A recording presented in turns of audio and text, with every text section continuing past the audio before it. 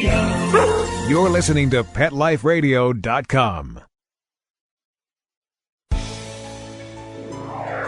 Is your pet stressed out? Does your pet need annual vaccines? Which pet is best for a child? Would you know if your dog was in pain? Pet Life Radio presents The Pet Doctor, where you'll learn everything about keeping your pet healthy and happy. From pet care, pet meds, and grooming, to pet food, pet insurance, and dental care.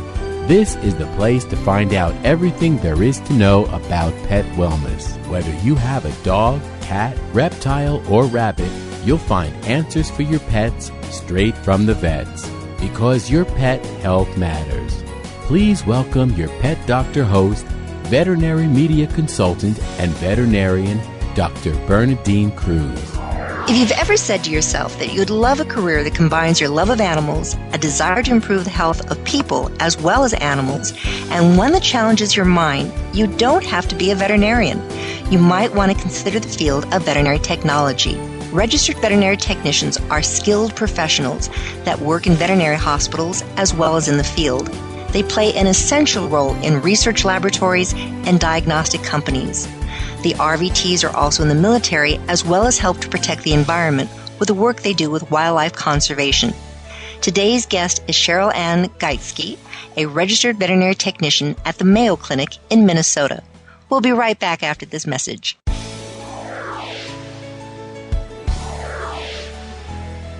Please have a seat in the waiting room.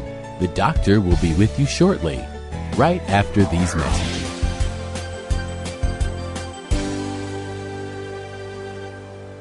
Welcome to Personals.com. As a fellow cat owner, I know how finicky we are. From our friendships to our loves to just about everything. Not any old website is going to satisfy us. Here at Personals.com, cat lovers from all walks of life can celebrate the photos, the stories, and videos of their beloved family member. And if you're single, here's your chance to meet someone who's perfect for you. Share your personality today for free. See you soon. Personals.com. That's Personals.com. Finally, a place to meet that special person. Flight 291 is now boarding. All passengers, please proceed to Gate 4. And who's this traveling with us today? This is Bailey. She's never flown Midwest Airlines before. Hi, Bailey. She'll be fine. We take special care of our traveling pets. In fact, our premier pet program was created by an employee and dog lover who believes that pets should be handled as precious cargo. And they are. Oh, and they earn travel rewards too. Oh, good. Thanks for flying Midwest Airlines, Bailey. Enjoy your flight. Visit MidwestAirlines.com. Pets are part of the family, and when traveling with your dog, there's only one magazine to include when packing your doggie's duffel bag, and that's Fido Friendly, the travel and lifestyle magazine for you and your dog. Each bi-monthly issue includes hotel, city, and state reviews, and doggy destinations to explore with your furry companion. Fido Friendly magazine can be found at Borders, Barnes & Noble, PetSmart, Pet Boutiques, and Fido Friendly hotels nationwide. Or you can go online to subscribe at www.fidofriendly.com. So get traveling with your pet today and leave no dog behind. And remember, Fido Friendly's the only magazine dedicated to the travel lifestyle of man's best friend, and the one magazine your dog will thank you for.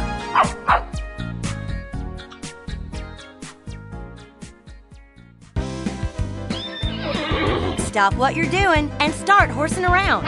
Every week on Pet Life Radio, horse expert and award-winning rider Audrey Pavia will be trotting out great tips on feeding, breeding, and more on everything equestrian. So set a spell and say hey to Audrey and get ready for a darn tootin' galloping good time. Every week on Horsing Around, on demand, only on PetLifeRadio.com.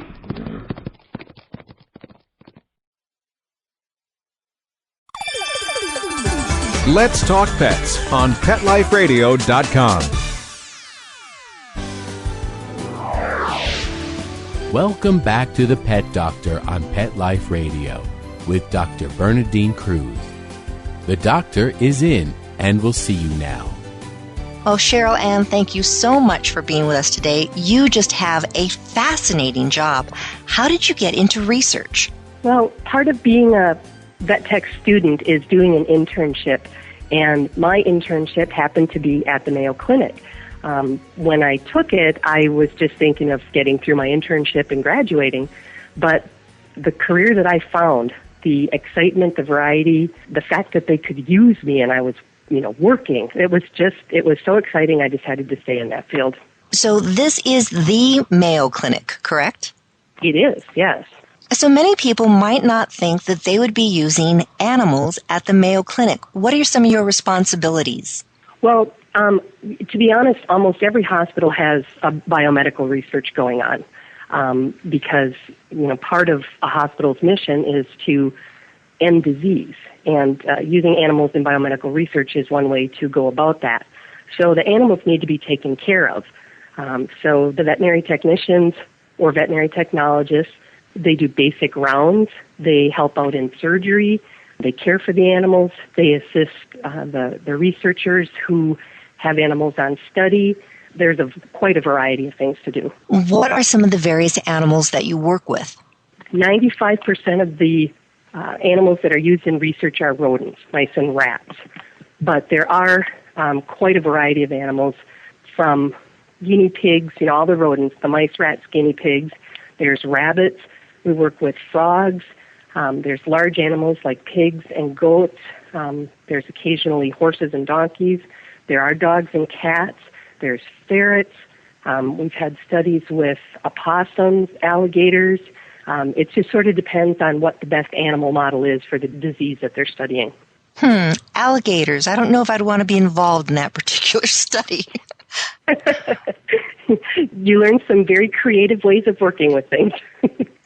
So this really must be a constant learning challenge for you because things are always different, all these various animals that you work with. Is this something that you learned in school, or has it been pretty much on the job for you? The veterinary technology program that I attended, which was an AVMA accredited program, had exposed us to a wide variety of information, species, and experiences. I would say it produced a vet tech at an introductory level, but I have picked up probably some of the more unique skills while I was working at the clinic. I think that my education allowed me to pick these skills up and understand them from a science basis, and I would not want to go into this job without having that 2-year degree behind me. So thank you. That was a question I was going to ask. So to become a registered veterinary technician, it's a 2-year course. You'd mentioned also that it was an AVMA accredited school that you went to. How many schools offhand do you know are there in the United States, and are most of the programs 2 years? The AVMA has, I believe it's in the 120 plus range accredited programs. There are other programs that are not accredited, but there are a lot of schools putting out a lot of vet techs into the public. Veterinary medicine is a varied field. There's a lot of different options for veterinary technicians, and the demand is bigger than the supply. I know myself being in a companion animal practice, and we do have a registered veterinary technician, and sometimes some of the other technicians, people who've been in the field for an extended period of time, have a lot of experience. They can be a little bit miffed, and we can talk about some of the other team members, but they're not allowed by law to do some of the procedures that a registered technician can do, just because, as you're saying, you do have that education, and you do also have a licensing procedure that you need to go through.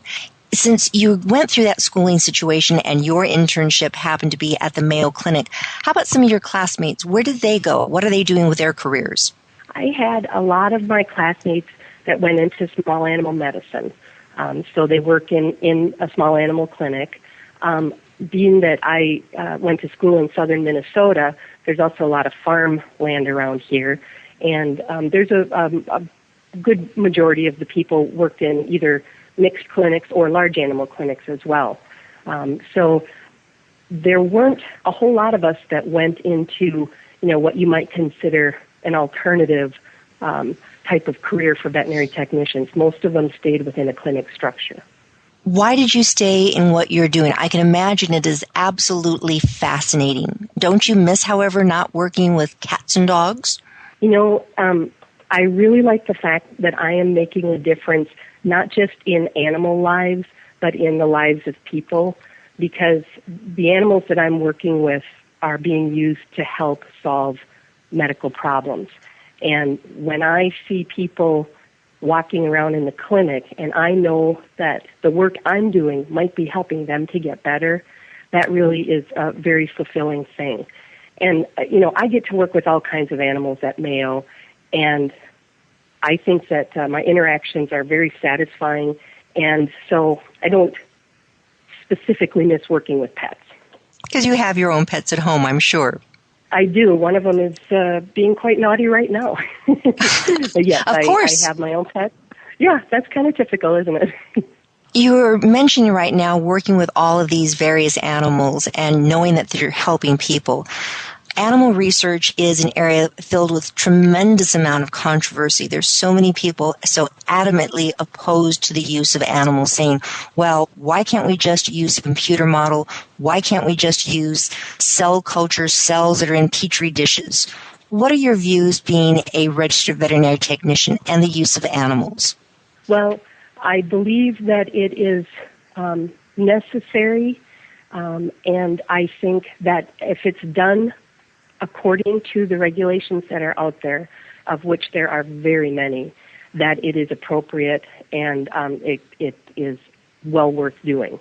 It would be great if we didn't have to use animal models, but the bottom line is that computer models and cell cultures don't provide whole system interactions the way that animal use in biomedical research does. And so I think that the necessity for a living organism to examine what the scientists are looking at is the bottom line. You have to do that in order to solve the problems that they're looking at. There's a lot of people that oppose it, but I think that a lot of times people are misinformed or they misunderstand what's happening. And if they were aware of how highly regulated the field is and how well the animals are taken care of, that might solve some misconceptions.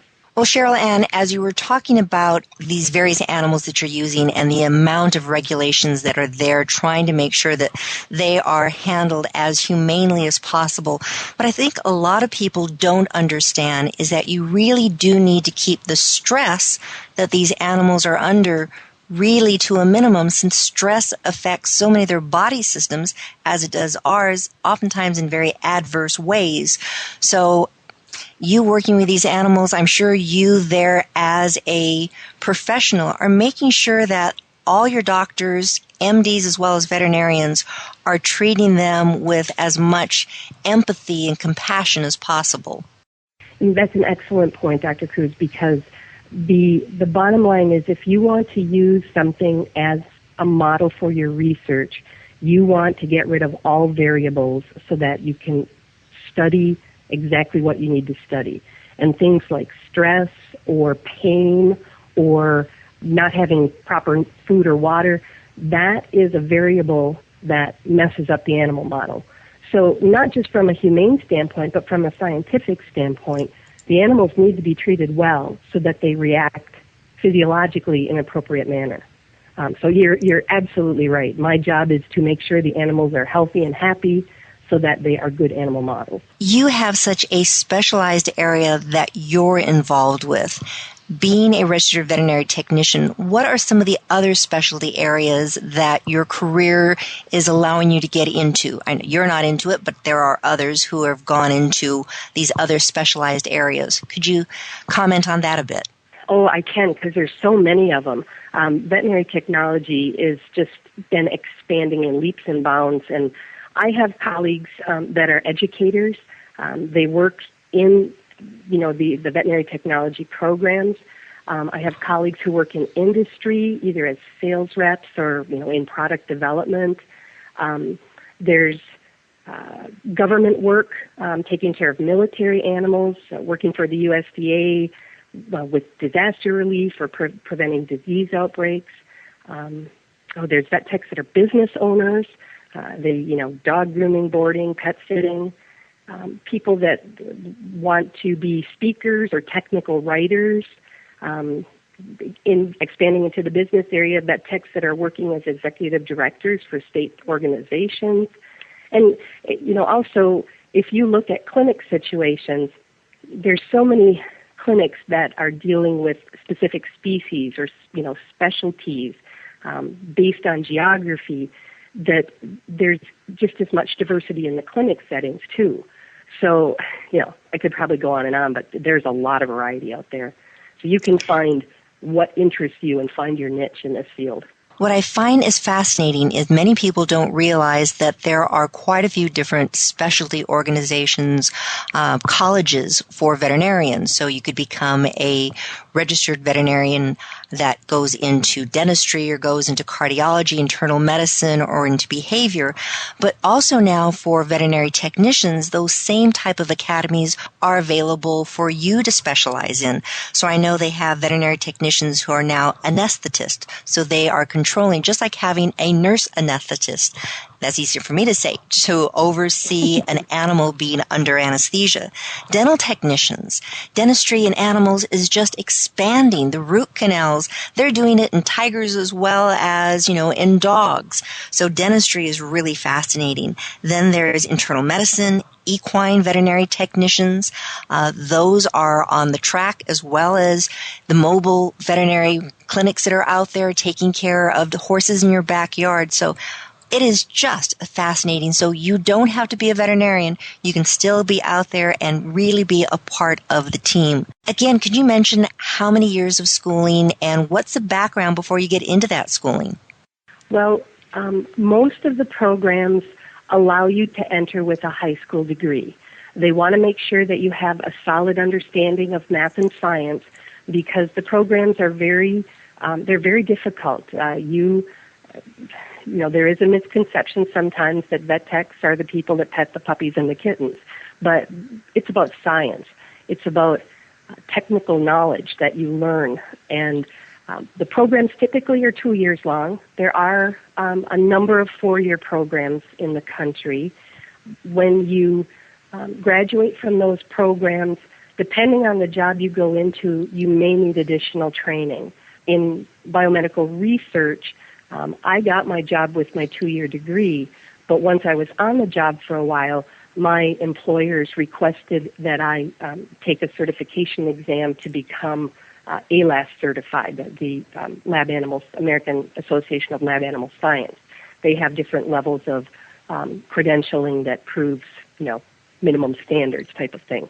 So depending on where you work, there could be additional education required, or, as you were saying in the case of the specialties, just a certain number of years on the job, learning the intricacies of that particular specialty, and then passing an exam that shows that you've mastered those intricacies. It starts out with the 2-year degree, but there's continual education that needs to be taken if you are a veterinary technologist. After all of this education, a lot of people are thinking, how much money can you make in this kind of a field? What are the salaries like for a veterinary technician compared to someone else who spent 2 years and now has an AA degree, for instance? It's really hard to pin that down because it depends what part of the country you're in, whether you're rural or urban. It also depends what specialty, what type of work you're going into. In general, people that work in small animal clinics or mixed practice clinics don't make as much as the vet techs that work in industry or research. It's getting better, but I do think that probably if I were to compare it to other technical degrees, veterinary technology is lagging behind. Well, hopefully that will change because it is an area that we need registered veterinary technicians critically throughout the United States. Kind of changing gears a little bit as to some of the other careers that people may be looking into, saying, gee, I want to get involved with animals. 2-year technology program is something I might consider, but what else is out there? Myself having a small animal practice, we do need those people that pet the animals, and oftentimes those are the kennel workers. So that would be a person who takes care of the animals, cleans them, feeds them, and oftentimes they're extremely important because they're with that animal much more so than the technician or the veterinarian. So if they notice a problem with an animal, they can bring it to our attention. We can treat it appropriately. Then you do have the veterinary technician, such as yourself. Then oftentimes the veterinary assistant who doesn't have that technical training, but many times just lots of years on the job.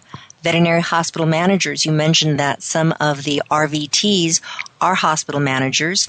There's training that they can go through. They're critically important to make sure that the hospital business side runs very smoothly. And then, the person that kind of oversees all of this, the veterinarian. So we really do need to work for a team. And it sounds as though you love what you're doing.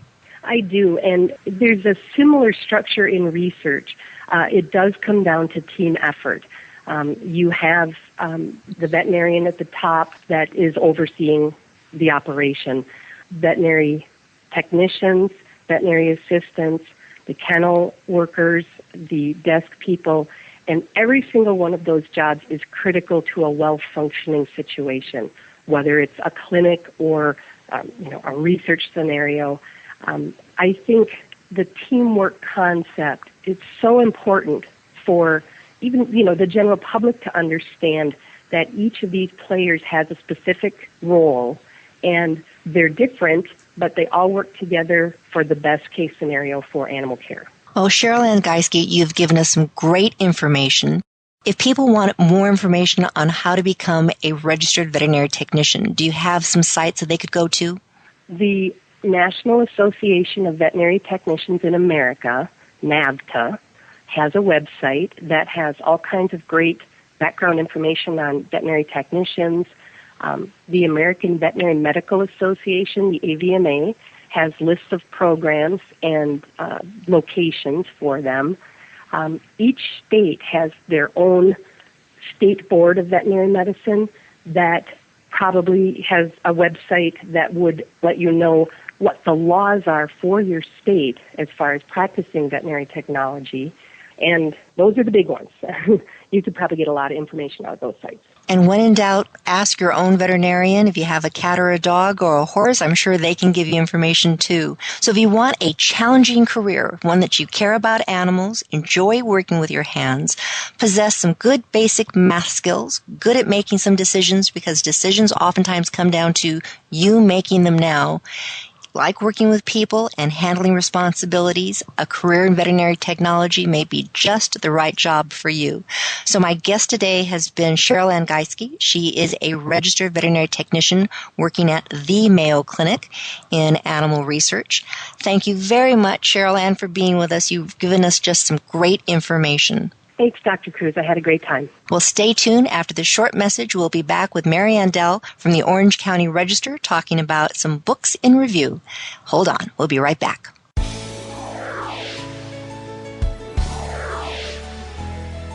Please have a seat in the waiting room. The doctor will be with you shortly, right after these messages.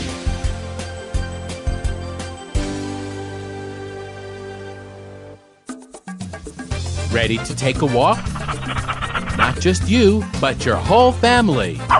It's the 2008 Whisker Walk, Sunday, June 8th from 9 to 4 at the Lancaster Fairground in Lancaster, Massachusetts. Pet owners and animal lovers walk to lend a paw to benefit the animal shelters and pet charities they love. Come see exhibits, demonstrations, educational programs, special attractions, product giveaways, entertainment, auctions, raffles, food, fun, and things for adults and kids to see, do, and buy, both human and pet-related. Whisker Walk 2008, a fun day for everyone. For more information, log on to whiskerwalk.org. Greetings, human. What planet am I on? Welcome to Pet Planet. Here's a copy of Pet Planet Magazine, Florida's most informative and fun pet resource magazine. It features heartwarming stories and informative articles from local and national pet experts. Excellent. Pet Planet Magazine offers Operation Planet Rescue, helping rescued pets find new homes. And it's available at 500 locations in South and Central Florida and 24/7 on the internet at petplanetmagazine.com. If you're out and about with your pet, you may be featured in paparazzi, candid pictures of you and your pet. For up-to-date pet-friendly events, activities, and pet-related services and products, Pet Planet Magazine is your final destination. I shall take this magazine home with me. Back to your home planet? No, to my condo in Boca. Pet Planet Magazine. Check them out at www.petplanetmagazine.com or 352-394-8578. It's out of this world. Having a rough day? Longing for the dog days of summer? Think your fun furry friend lives a dog's life? Well, find out everything you're begging to know as Pet Life Radio presents It's a Doggy Dog World with pet expert and award-winning author Liz Palaika. Every dog has his day, and you'll find out how to make your dog's day fun and rewarding. Every week, on demand, only on PetLifeRadio.com.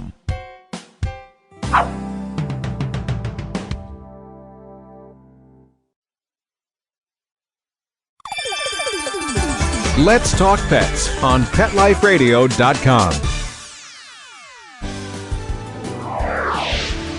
Welcome back to the Pet Doctor on Pet Life Radio with Dr. Bernadine Cruz. The doctor is in and will see you now. Move over, Puggles. The newest craze is the designer cat. Have you always loved the look of tigers and leopards, but really shouldn't own one?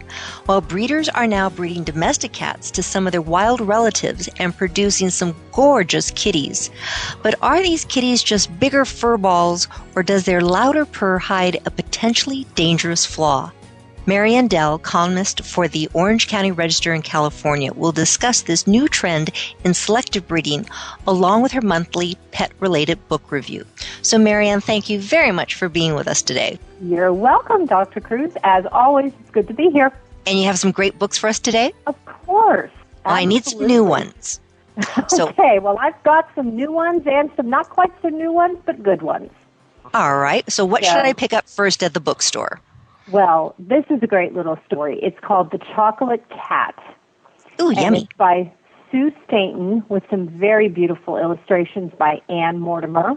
The publisher is Catherine Teagan Books. It's $16.99 and for ages 4 to 7.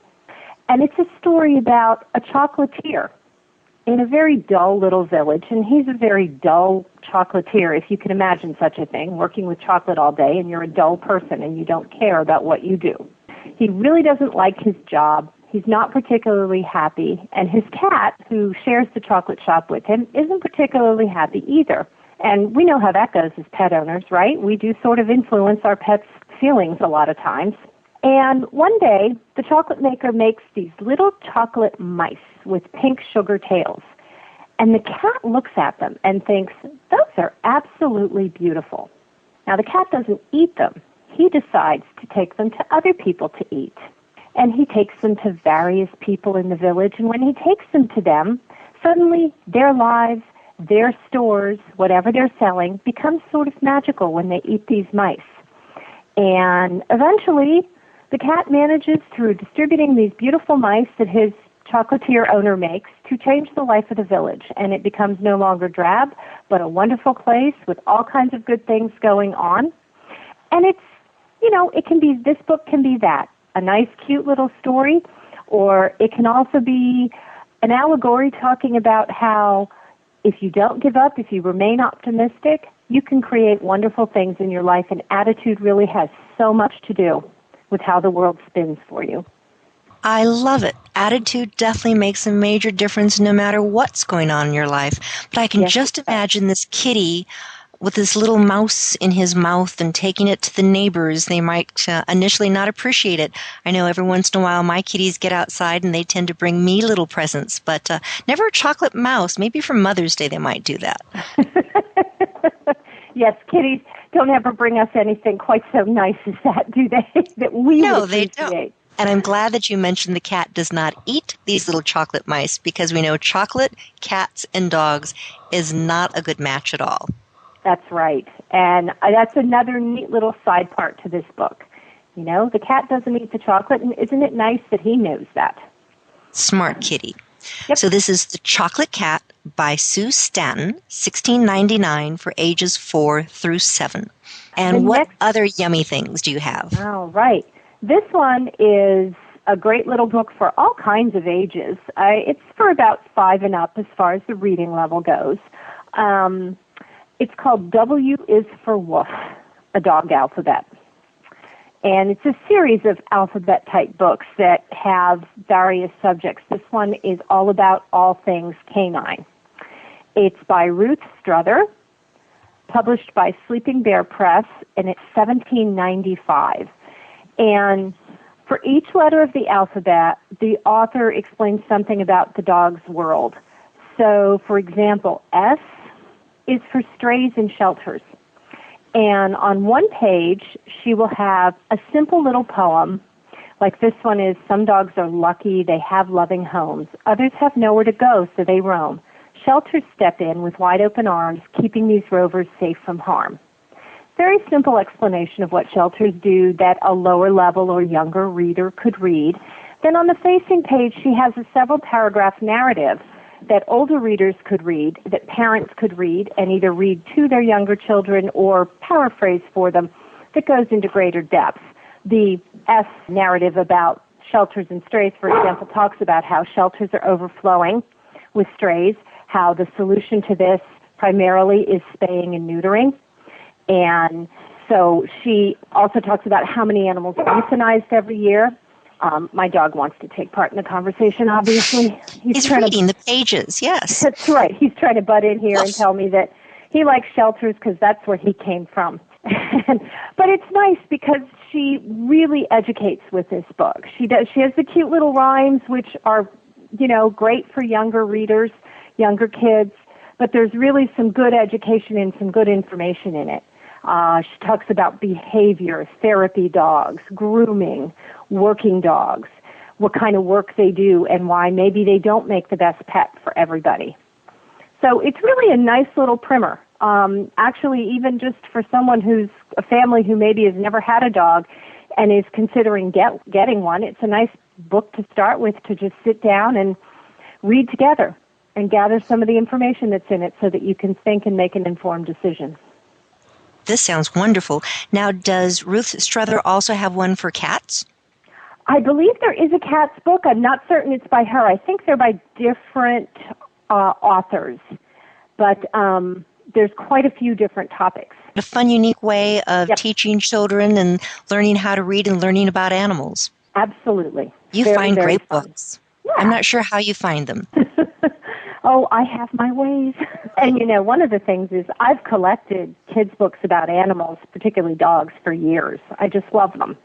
And some of these I have. In fact, I have one on the list today that is in my own library, and it's not a particularly new one, but it's a fun book. And what's the one from your library? Okay. It's called Dog Breath, The Horrible Trouble with Halitosis. I have that in my library also. I actually, somewhere, I don't remember where I got it, I actually picked up an autographed signed copy of it, so that's kind of cool. I always like having signed books. That's fun. The author is Daph Pilkey, and he, I think at one time, did a comic strip. He has done illustrations for various things through the years. And some people might recognize his work, you know, in the book because it's, like many illustrators, very similar. The book is published by Blue Sky Press. It's $12.95, and the reading level is ages 5 to 8. And one of the reasons I like this book is the illustrations. They're just cute. Hallie is the dog who belongs to the Tosis family. And, of course, you know, there's the first lesson for young readers. Halitosis means bad breath. So we can guess what the issue with Hallie is. Her breath is enough to knock out a rhinoceros. And as often happens in these kinds of books, and it's an issue that it's a topic I do take some issue with, but I still like this book because the illustrations are so cute, and I think that this topic can be used as a learning tool. Hallie's family says, we love her, we really do, but we can't keep her here. She just can't live with this stench. So the kids of the family who don't want Hallie going anywhere take her on a series of adventures to try to get rid of this breath. They take her on rides that are guaranteed to take your breath away, and take her to see sights that are guaranteed to astound you and startle you, hoping that will scare the bad breath out of her. And, of course, nothing works. And everyone's very glum until one night everyone's asleep and a couple of burglars slip into the house. And Hallie, being a dog, of course, wakes up, and you can probably guess what happens after that. If she can knock out a rhinoceros, a couple of burglars are no small feat. And after that, the family, of course, decides, well, maybe we should forget the breath. Who cares? Hallie's wonderful. We'll keep her around. And the lesson is for parents to remind children that you never give an animal up. If you take it in regardless of what happens. Bad breath, stinky feet, whatever. You've made a commitment and you need to retain that commitment. Totally agree, because so many times people don't realize that when you take a pet, it's for life. Their life. Right. And sometimes they don't always fit in with your lifestyle. If you have an animal, for instance, that has a bad skin condition, it stinks, just throw it outside. That's not the answer. It needs to be addressed because there's some medical issue. So maybe this little Hallie with its bad breath really need to have its teeth cleaned. And people don't realize that bad teeth, besides giving you halitosis, can actually be a source of infection for the entire body. Getting the animal's teeth cleaned is so important for their general health. And so if it does have burglars come in the house, hopefully it can scare them off in other ways versus knocking them over with their bad breath. That's right, like my dog with his big, deep bark. Yes, definitely. I would not break into your home. No, I don't think anyone would. I hope not anyway. I have a little foster dog here who's got terrible skin, and I can tell from the way he acts that he's been an outdoor dog, and probably exactly like you said. He wound up being an outdoor dog because his skin probably smelled, and then he ended up getting loose. So. And then he ended up coming to you, so I'm sure that you will do all you can to make him better. I think another reason why a burglar coming through the door now, they see some of these designer cats may opt to go the other direction because some of these kitties are huge. Yes, they are. And not always the nicest kitties in the world either. Well, according to a story by one of our reporters at the Register, Gary Robbins, Gary was walking down on Sunset Beach one day, and he was telling me he saw this cat that looked pretty much like a normal cat, but he said it had to weigh 35 pounds. And he started talking to the owner, and it turns out it was a cat called an Ashera, which the owner paid tens of thousands of dollars for. And the cats, along with some quote-unquote designer dogs, and I mean, we're not talking about the Labradoodles, Puggles, those kind of designer dogs. We're talking about a $120,000 protection dog that is, according to the website for the company, guaranteed to protect your family. These are massively expensive animals, and as far as the cats go, they reportedly are mixing a civet, both of which are not domestic cats, and a domestic cat to get this animal.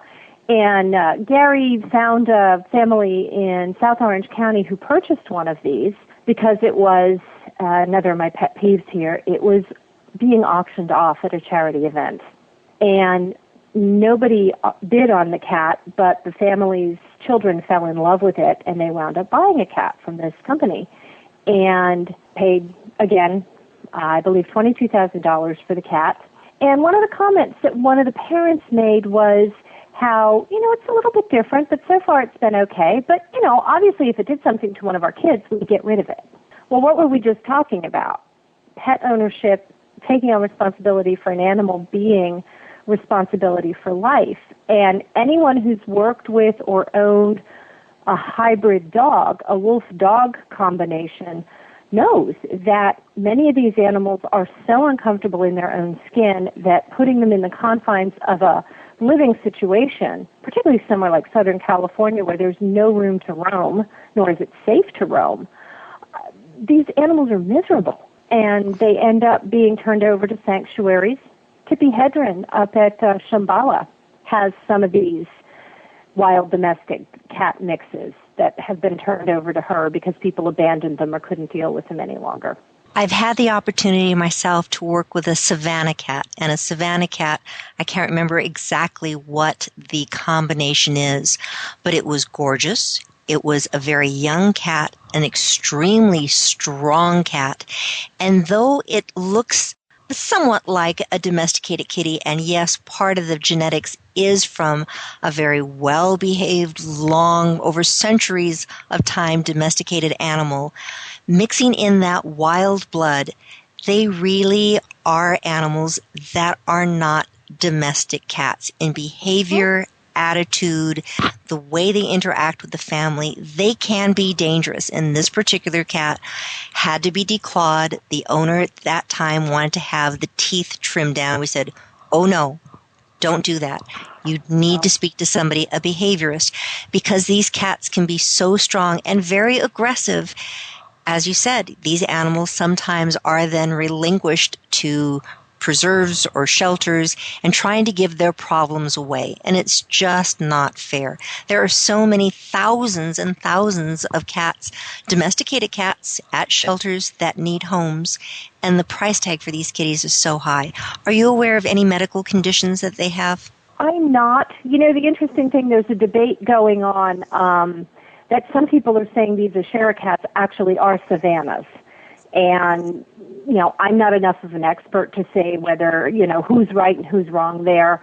Some people are saying that the people who breed these Asheras are actually just trying to sell people Savannahs under a different name. But again, like with the wolf hybrids, from my experience with them, and it's very limited, I haven't known of any major, inherent or congenital health issues with them. It might be that mixing the different species, because you have a bigger gene pool, maybe they're healthier. But gosh, that's not a reason to do this in my book. There's a lot of healthy animals out there anyway. And as you say, how many millions die in our shelters every year? Their look is gorgeous. Their attitude, if you want something that is exotic, these are the animals. But the complications that can come from owning them, I think right now it is just too new. Would recommend that if you ever decide to get one of these designer pets, cats in particular, these wild mixes, really be sure that this is going to fit in your lifestyle long term. If you have young children in the house, this might not be the right pet for you.